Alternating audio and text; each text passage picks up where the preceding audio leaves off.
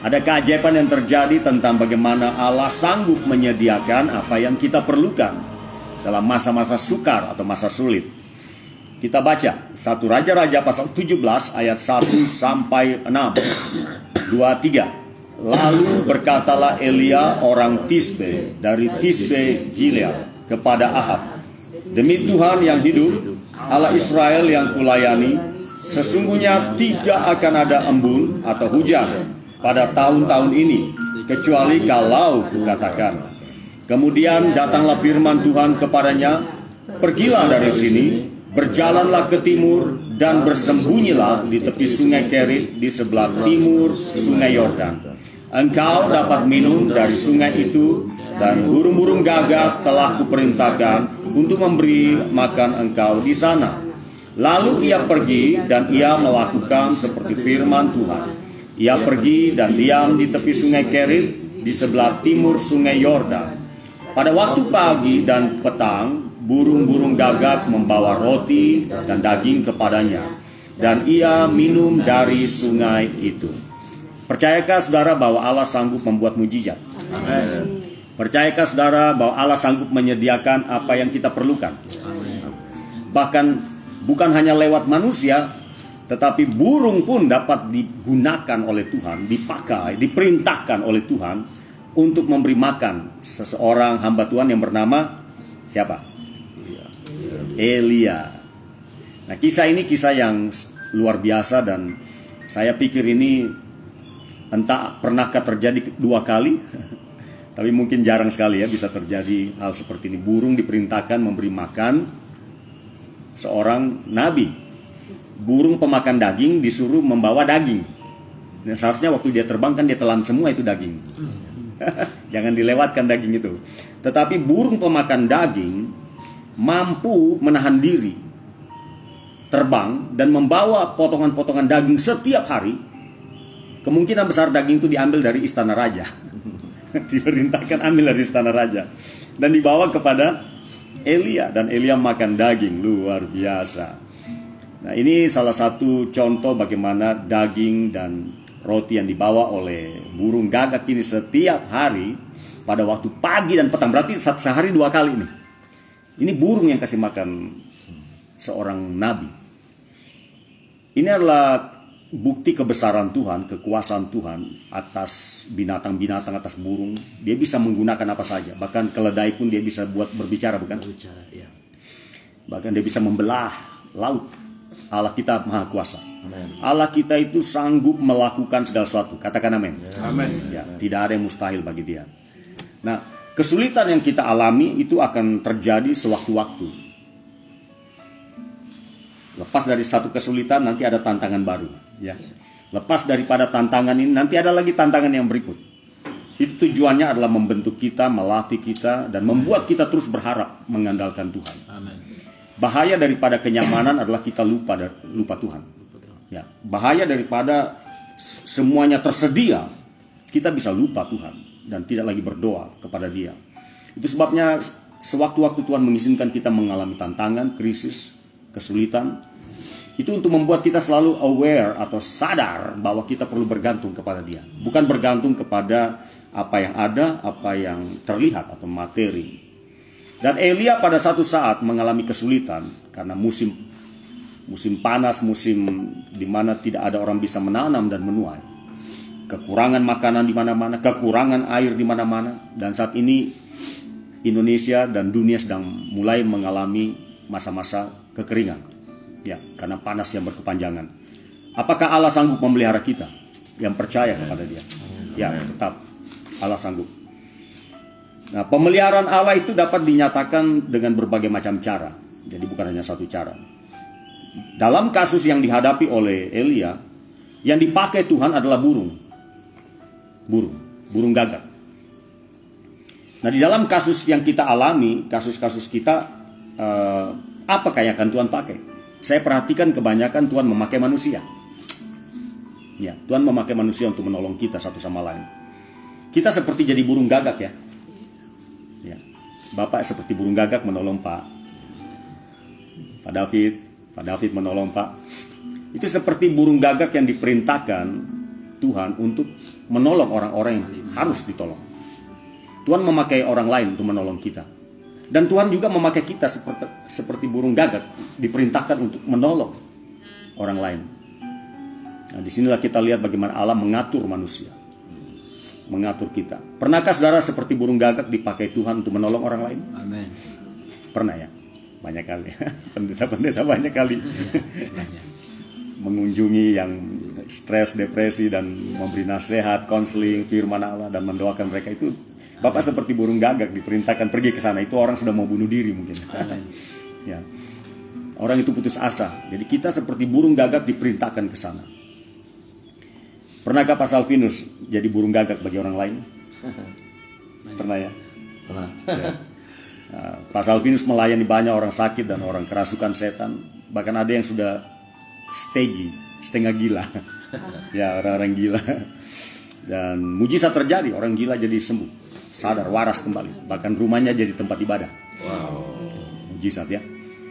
Nah, pernahkah Pak David menjadi seperti burung gagak diperintahkan Tuhan membawa sesuatu kepada orang yang sebenarnya kita tidak tahu kebutuhan dia, tapi Allah menggerakkan kita ke sana?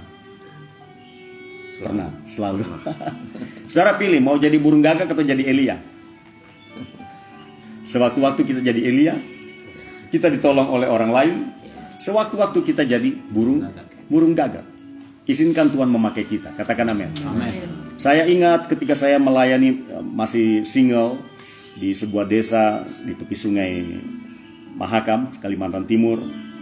Di tempat saya pelayanan, saya sudah kehabisan beras, kehabisan bahan makanan.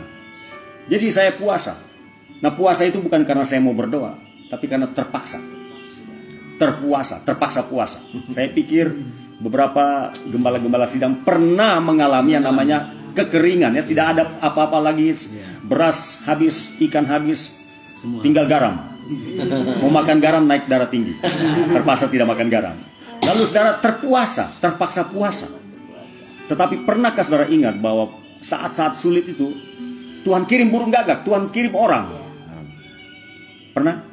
Nah, pernah. Saya pernah. Ketika semua sudah tidak ada di dalam tempat saya tinggal itu di belakang gereja, saya diam, saya berdoa, Tuhan Yesus, haleluya, haleluya, puji Tuhan. Dan tiba-tiba siang hari, dalam keadaan saya belum makan pagi, belum sarapan pagi, ada anak-anak kecil datang, beberapa anak, dan menyerahkan buah mangga yang setengah masak itu. Mereka rupanya ambil buah mangga. Bayangkan, mereka digerakkan Tuhan datang ke tempat saya menyerahkan mangga-mangga itu. Rupanya hari itu Tuhan suruh saya makan mangga, tidak usah makan nasi. Jadi sepanjang hari saya makan mangga dan saya merasa, Tuhan, ini lain daripada nasi. Rasanya lain. Kalau kurang nasi, tidak ada nasi, tetap rasa kurang. Tapi saya bersyukur bagaimana saya ingat Allah menggerakkan anak-anak kecil tanpa saya minta. Mereka datang sendiri lalu menyerahkan buah mangga kepada saya. Itu ada beberapa buah. Dan saya bersyukur, Tuhan, ternyata Engkau masih ingat saya walaupun hanya mangga yang Kau kirim. Amen. Ada waktunya di mana tiba-tiba datang seorang pria datang membawa ikan, hasil apa ya? Mungkin dia menjala ikan di sungai, dan dia datang serahkan ikan kepada saya. Wah, saya bersyukur untuk ikan itu.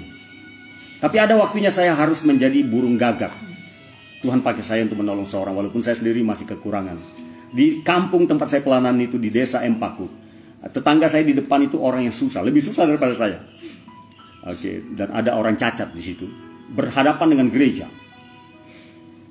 cacat mental.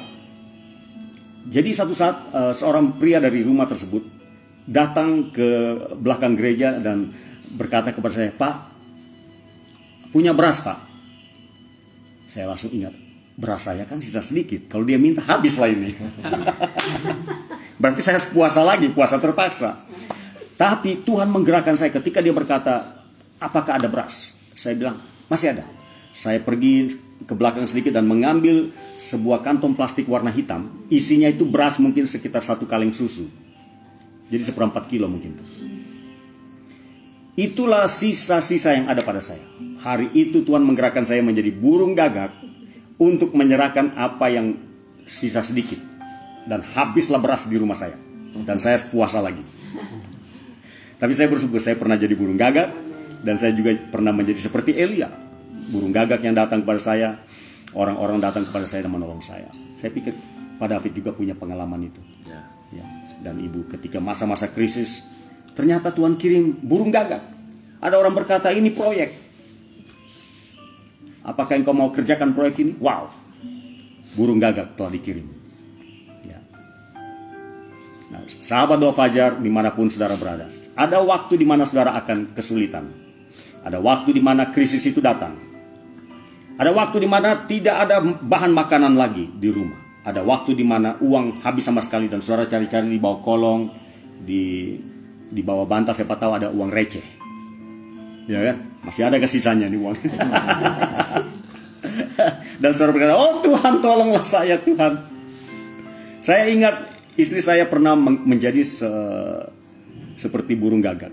Ketika selesai kebaktian pada hari Minggu, dia melihat ada seorang ibu janda jemaat di gereja. Dan Tuhan berbicara kepada dia, serahkan uangmu. Nah uangnya waktu itu sedikit, tapi dia serahkan sekitar 150.000. Dia merasa uang memang kurang, tapi dia digerakkan Tuhan jadi burung gagak. Dan dia serahkan itu kepada ibu janda. Lalu waktu pulang dari gereja dia katakan kepada saya, Pak, tadi saya berikan ibu tersebut uang 150.000. Dalam hati saya, uang kita sudah sedikit, kamu kasih-kasih lagi sama orang. Tapi ada suara datang kepada saya, jangan mengeluh, bersyukurlah. Lalu saya katakan, tidak apa-apa, kau menabur, kita akan menuai. Kan ada hukum tabur tuai kan? Kalau mau menuai, tabur dulu. Jadi saya katakan, tidak apa-apa, kamu menabur, kita akan menuai. Walaupun hatinya agak sedikit teriris, karena ada pengeluaran tak terduga. Saudara, itu hari Minggu siang. Minggu malam kami kebaktian yang kedua, mujizat terjadi. Jadi istri saya menjadi burung gagak bagi ibu janda. Dan malam hari Tuhan kirim burung gagak untuk kami. Apakah yang terjadi? Selesai kebaktian, waktu saya keluar dari pintu tempat ibadah kami di mall, seorang jemaat pria, dia sudah tunggu di depan pintu. Dan dia langsung berikan uang yang digulung-gulung. Jadi tidak sempat dia taruh di amplop. Rupanya itu spontanitas. Kalau dengan rencana berarti dia harus taruh di amplop biasanya. Ini rupanya spontanitas, alam menggerakkan dia. Dia ambil uang itu bergulung-gulung, oh dia taruh di tangan saya katakan, apa ini? Ambil saja Pak, ini berkat katanya. Saya bilang, oh nggak usah. Walaupun hati saya juga mau, tapi kan daripada kami berkelahi, akhirnya saya katakan terima kasih, saya ambil. Waktu pulang ke rumah, saya ingat uang itu, lalu saya taruh di atas tempat tidur. Saya hitung, ternyata istri saya pagi hari memberikan 150.000. Malam hari burung gagak Tuhan kirim, dia berikan kami 2.500.000. Berapa kali lipat?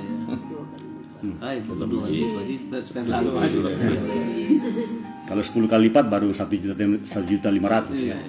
Ya, ini mungkin 17 kali lipat.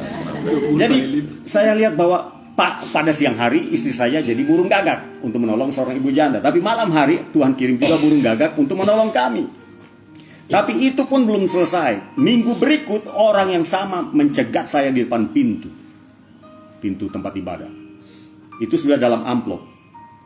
Dia serahkan lagi. Saya bilang, apa ini? Terima aja Pak, ini berkat. Saya bilang, loh minggu lalu kan sudah Pak. Enggak apa-apa, ini berkat katanya. Hari itu dia berikan lagi 2 juta rupiah. Jadi dari kisah ini saya ingat bahwa ada waktu kita jadi burung gagak menolong orang lain. Allah memerintahkan kita pergi ke Elia aja. Tapi di waktu-waktu tertentu kita dikirimkan burung gagak untuk menolong kita. Jadi inilah hidup. Sewaktu-waktu jadi burung gagak, sewaktu-waktu jadi Nabi Elia. Tapi semuanya adalah karya Tuhan yang besar.